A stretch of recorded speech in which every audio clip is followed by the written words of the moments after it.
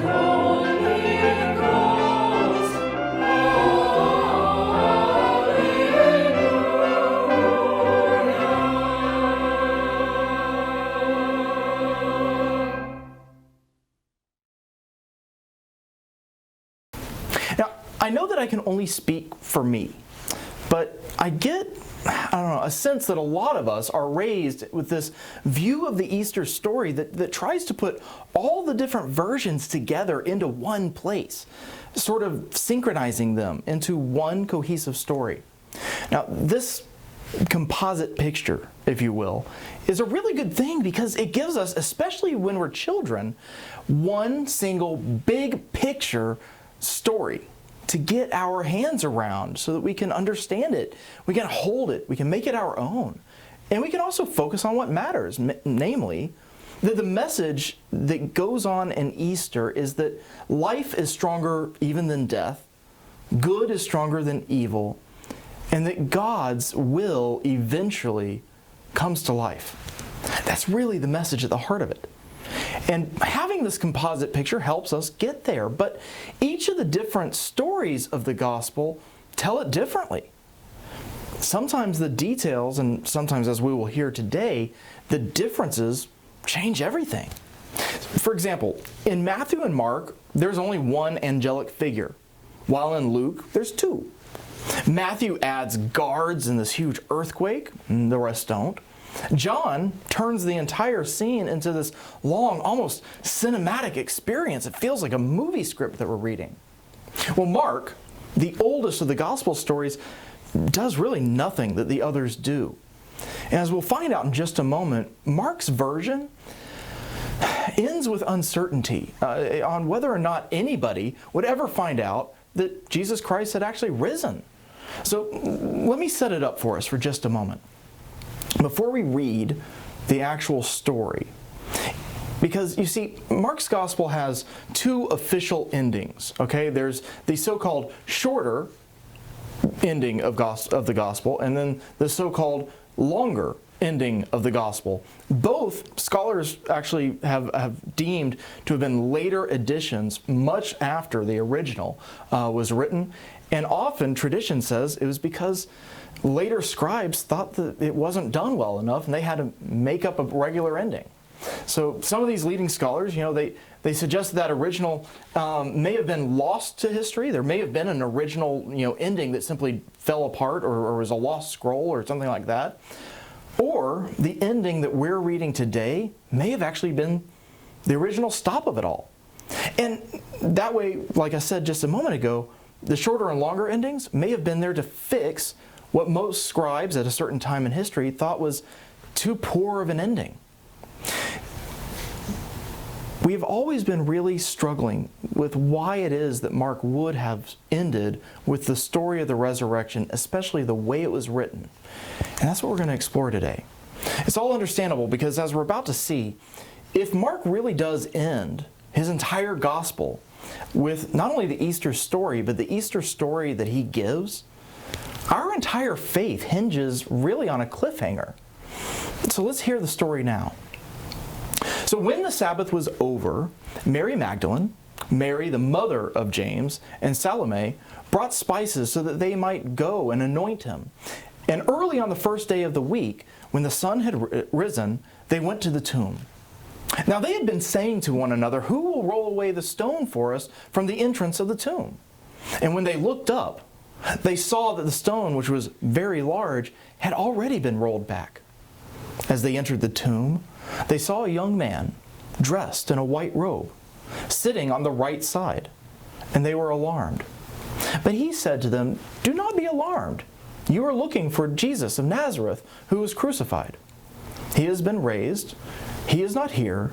Look, there is the place they laid him. But go, tell his disciples and Peter that he is going ahead of you to Galilee. There you will see him, just as he told you." So they went out and fled from the tomb, for terror and amazement had seized them, and they said nothing to anyone, for they were afraid. I'd like to repeat that last piece. They said nothing to anyone, for they were afraid.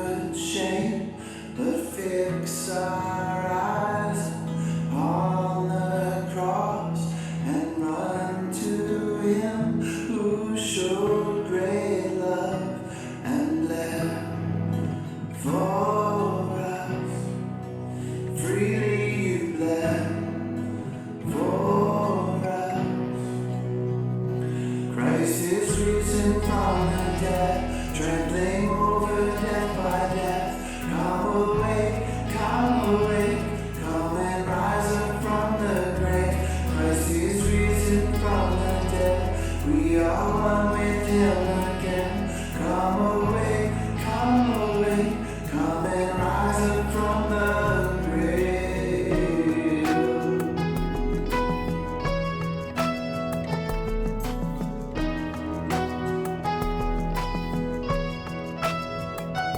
Beneath the weight of all our sin, you bow to none but heaven's will. No scheme of hell, no star-fierce crown, no burden great can hold you down. In strength you reign forever. Let your church proclaim Christ is risen from the dead, trampling over death by death. Come away, come and rise up from the grave. Christ is risen from the dead, we are one with Him again. Come away, come and rise up from the grave. Oh, death, where is your sting? Oh, hell, where is your victory? Oh, church, come stand in the light. The glory of God has defeated the night. Singing, oh, death, where is your sting? Oh, hell, where is your victory? Oh, church, come stand in the light. Our God is not dead, He's alive, He's alive. Christ is risen from the dead, trampling over death by death. Come away, come and rise up from the grave. Christ is risen from the dead, we are one with Him again. Come away, come and rise up from the grave. Christ is risen from the dead, trampling over death by death. Come away, come and rise up from the grave. Christ is risen from the dead, we are one with Him again. Come away, come and rise up from the grave.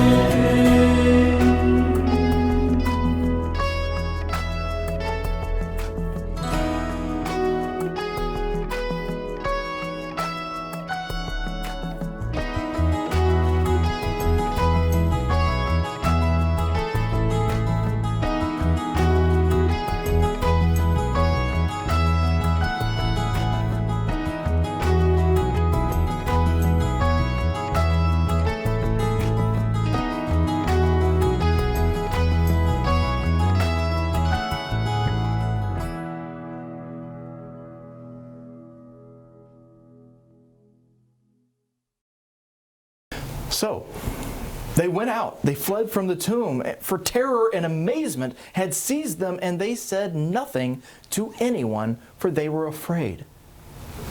This is the good news of the gospel of resurrection according to Mark.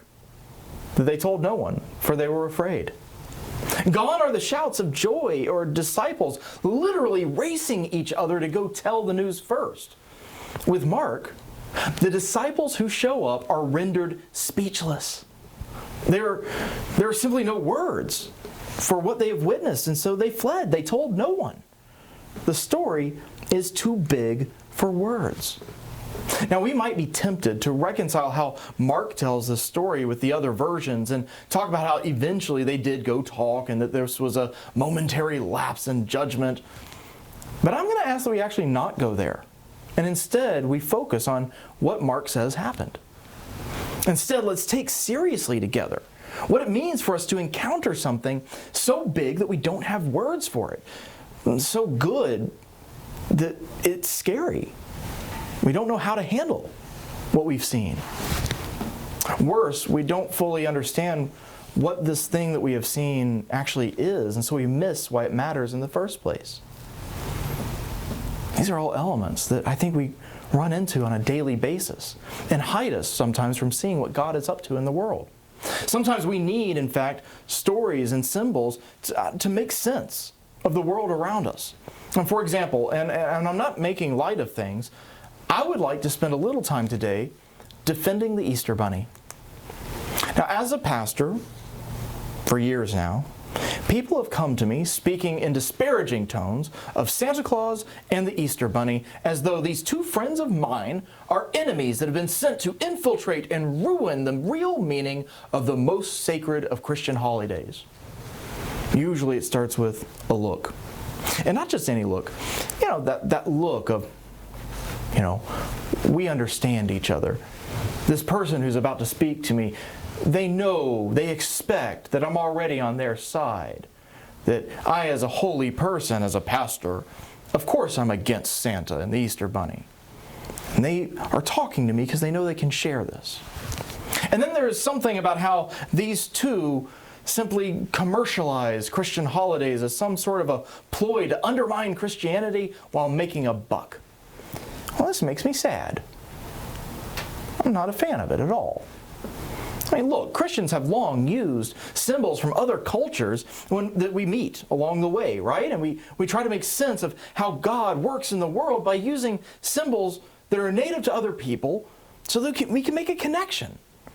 And when early churches first met Northern Europeans, they found a culture that already celebrated new life and spring, and one of the symbols of that new life was the rabbit, not to mention the fertility symbol of the egg. Well, both of these two, especially the rabbit, represent virility and near constant, exponential really, growth, new life. The Easter Bunny gets it. The Easter Bunny brings eggs, another symbol, like I said, of new life, brings these eggs to kids to teach them something I think deeply true about who God is, why Jesus matters, and what it all has to do with us. So first, who is God? God is a loving parent, creator who looks after all that has been created, seen and unseen. Jesus helps us to see beyond our fears and anxieties and our tendency to judge ourselves and other people too harshly by reminding us that, first of all, only God has the power to judge what is good in the world, but further, Jesus matters because through Him we believe that God sees us as good despite any of our failings. All three of these start to matter. The gift of it all, what it all has to do with us, and the reason why 2,000 years later we're still talking about it is this.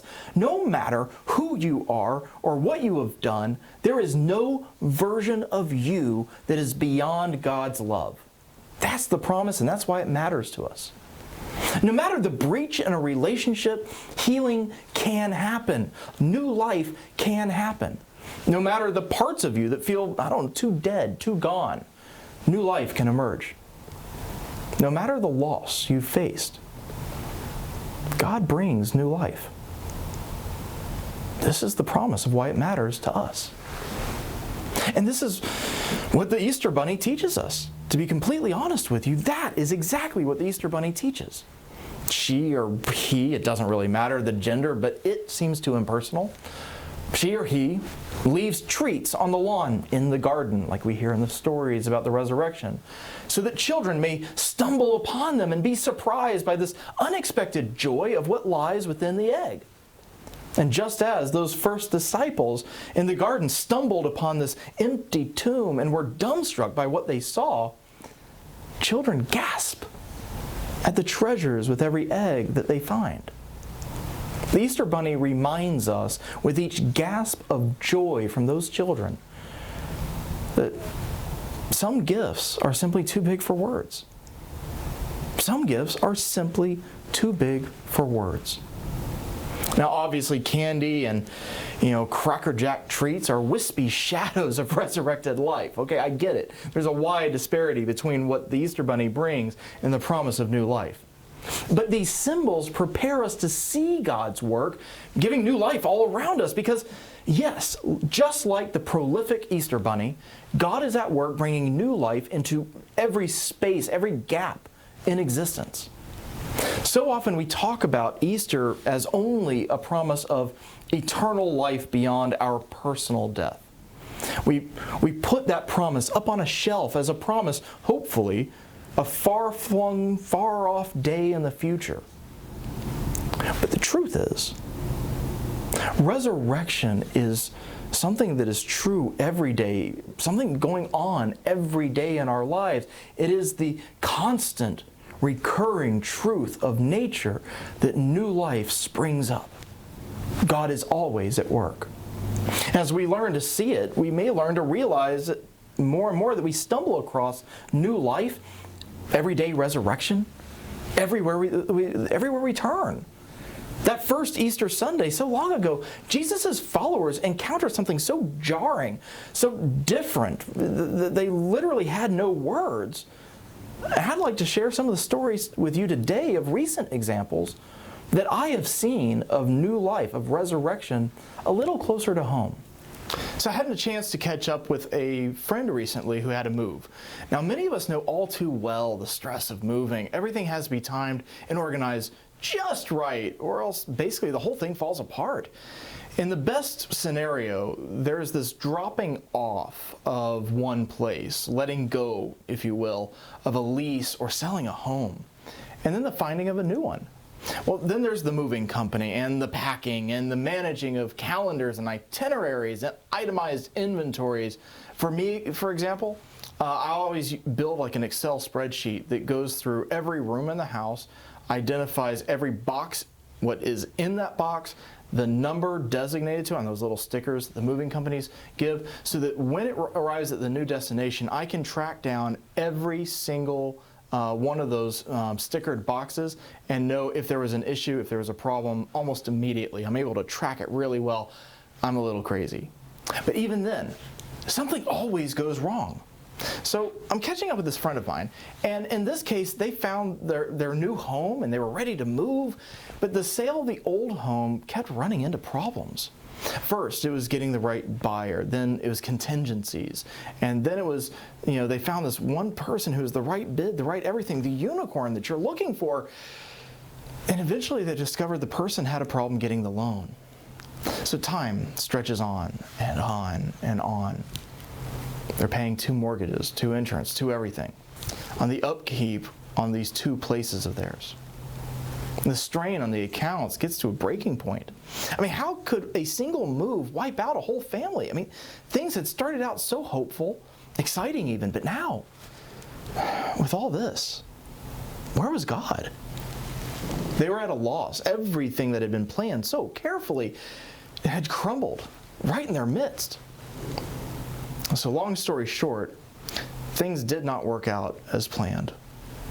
To be frank, there was a lot of suffering. Things went beyond belt tightening.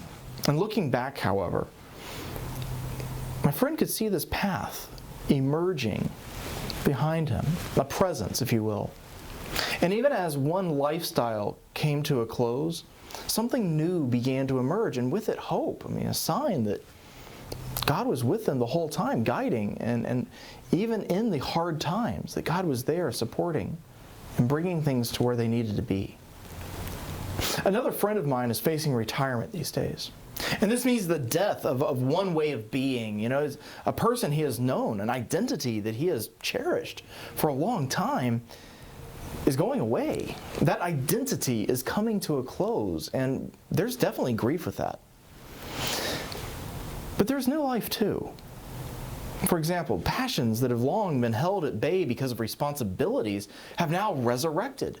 They found a new voice, new ways of being called, of finding a new vacation are being sensed. And with it, a chance at a new life beyond career.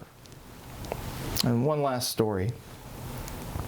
A few weeks ago, there was a news story on the local, just New York affiliate about a New Jersey kindergarten teacher. You may have seen it even on the patch or something, but the New Jersey kindergarten teacher's name is Carrie Lynn Stromsky, and she's been battling late-stage breast cancer in the midst of the pandemic, trying to care for herself, but she's been just a desperately vulnerable person right now and has to remain absolutely homebound. Well, imagine with me for just a moment this teacher. She gets so much of her meaning of why the world makes sense through her interactions with these tiny students of hers. She gets to watch and wonder as they learn about the world around them, sharing in their lives. She tends to their hurts. She laughs with their joys. All of it's cut off. Here she is at home, facing this daily struggle of hers with this diagnosis. No contact with these children who help her make sense of the world. In a very real way, Carrie was facing the passing away of one way of being while being in the midst of struggling with questions around her own mortality. And that is where Avery comes in. Avery is a student of hers. And Avery, with the help of his mom and dad, built a contraption for her. They called it the love machine, the hug machine. And with it, they allow for students to be able to come by her house and remain socially distanced, even with hugging. And so basically, it's like a rolling rack with a shower curtain in between, hanging. And then they cut out holes, and you can put, trash bags on your arms, and you can reach through and give the other person a safe hug. What they noticed, what this family noticed, was not only their own longing to see their teacher, Carrie, but also recognizing how cut off she had been from the people that make her world work. And so they fixed it. They resurrected friendship. They gave one teacher a new lease on life during a terrifying time. And the fact is, there's no words, really, to capture the beauty, the holiness of that moment. I could go on and on. There are stories similar to these all over the place in our community. We have families, for example, that are experiencing deep, deep grief right now.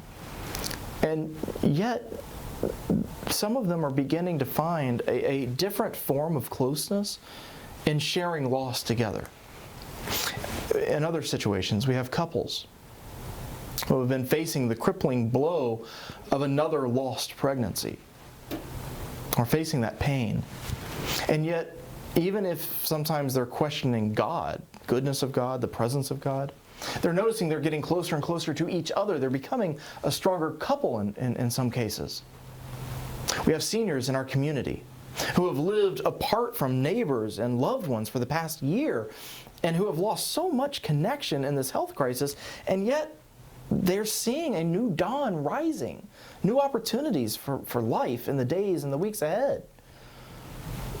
I like to think of these as everyday Easter eggs. These are reminders of God's presence in our lives, and that new life floods in. Even in the midst of loss, new life is showing up. Sometimes we struggle to find the words to describe what we have witnessed. We need symbols.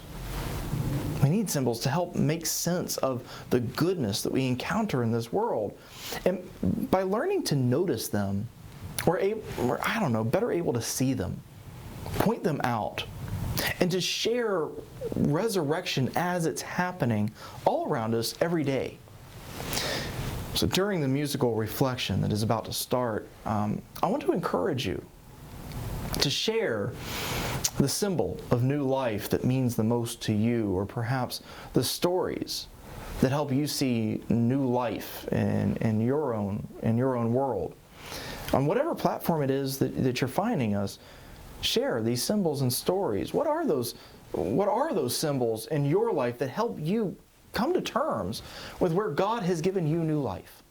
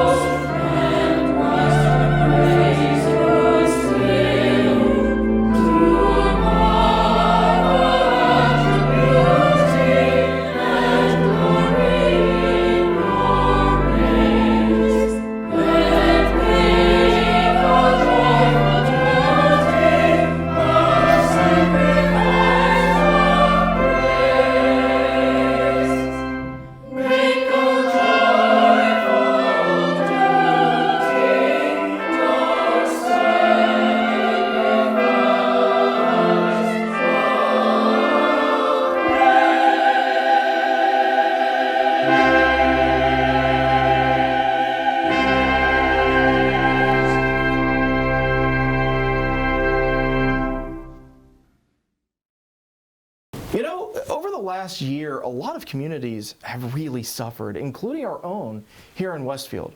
And a lot of churches have struggled to respond to the needs in their local communities, often because they lacked resources, energy, sometimes even the inclination to help. But things are different here. Many of you know how this church scrambled in the early days of the pandemic to reposition the way that our service or our mission ministries were able to help people. So we could keep helping neighbors in Elizabeth. And we even formed a brand new entire initiative, a brand new ministry to help feed families right here in Westfield. But beyond food, we worked to maintain connection with members of our church of all ages, even though in person has been so hard to manage, we've been able to stay connected with each other. We've ensured that none of our employees, especially those that are the most vulnerable of our employees, none of them would lose jobs. Our school, right here within the church, maintained its high level of excellence throughout this entire ordeal as well. I just wanted to say thank you. Thank you for making that happen. Your generosity, and this year especially, like almost no other year in recent history, your generosity made a difference, not only for members of our church, but for much of the larger community. Thank you for that.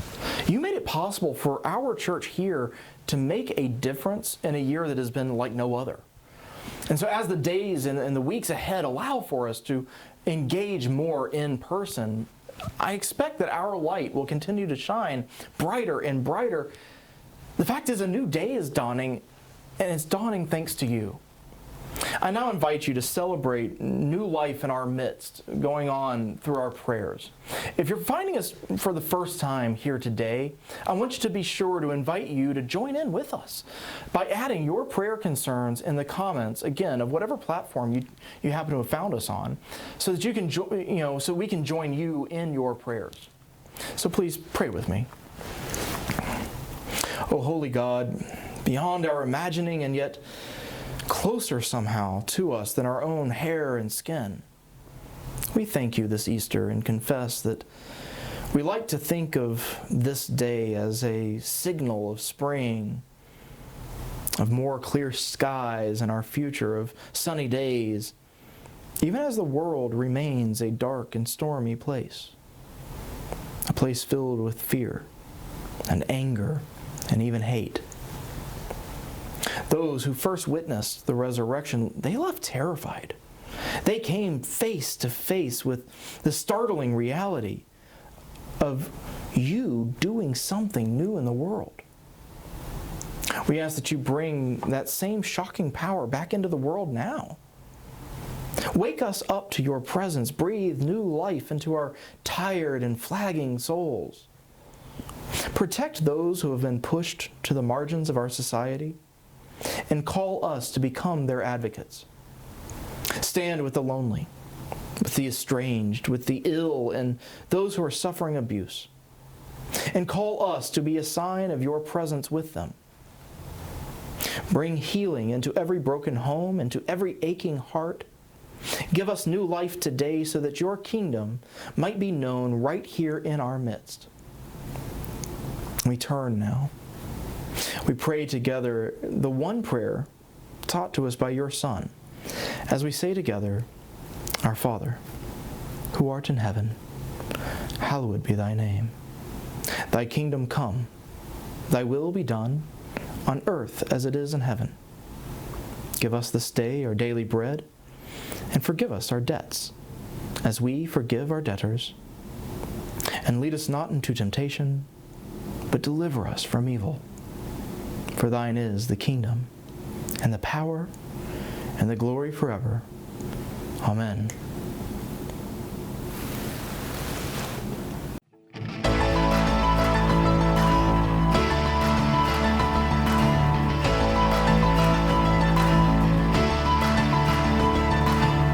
To the King of glory and light, all praises. To the only giver of life, our Maker.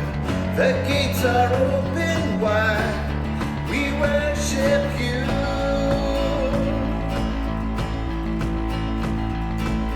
Come